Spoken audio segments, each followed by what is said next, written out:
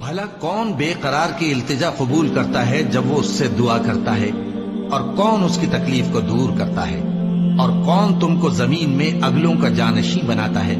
یہ سب کچھ اللہ کرتا ہے، تو کیا اللہ کے ساتھ کوئی اور معبود بھی ہے؟ ہرگز نہیں، مگر تم بہت کم غور کرتے ہو۔ بھلا کون تم کو جنگل اور دریا کے اندھیروں میں رستہ بتاتا، اور کون ہواؤں کو اپنی رحمت کے آگے خوشخبری بنا کر بھیجتا ہے؟ یہ سب کچھ اللہ کرتا ہے، تو کیا اللہ کے ساتھ کوئی اور معبود بھی ہے؟ ہرگز نہیں۔ یہ لوگ جو شرک کرتے ہیں، اللہ کی شان اس سے بلند ہے۔ بھلا کون خلقت کو پہلی بار پیدا کرتا پھر اس کو دوبارہ پیدا کرے گا؟ اور کون تم کو آسمان اور زمین سے رزق دیتا ہے؟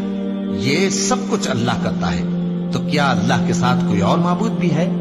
ہرگز نہیں۔ کہہ دو کہ مشرکو، اگر تم سچے ہو تو دلیل پیش کرو۔ کہہ دو کہ جو لوگ آسمانوں اور زمین میں ہیں اللہ کے سوا غیب کی باتیں نہیں جانتے، اور نہ یہ جانتے ہیں کہ کب زندہ کر کے اٹھائے جائیں گے، بلکہ آخرت کے بارے میں ان کا علم ختم ہو چکا ہے، بلکہ یہ اس کی طرف سے شک میں ہے، بلکہ یہ اس سے اندھے ہو رہے ہیں۔ اور جو لوگ کافر ہیں کہتے ہیں کہ جب ہم اور ہمارے باپ دادا مٹی ہو جائیں گے تو کیا ہم پھر قبروں سے نکالے جائیں گے؟ یہ وعدہ ہم سے اور ہمارے باپ دادا سے پہلے سے ہوتا چلا آیا ہے، کہاں کا اٹھنا اور کیسی قیامت؟ یہ تو صرف پہلے لوگوں کی کہانیاں ہیں۔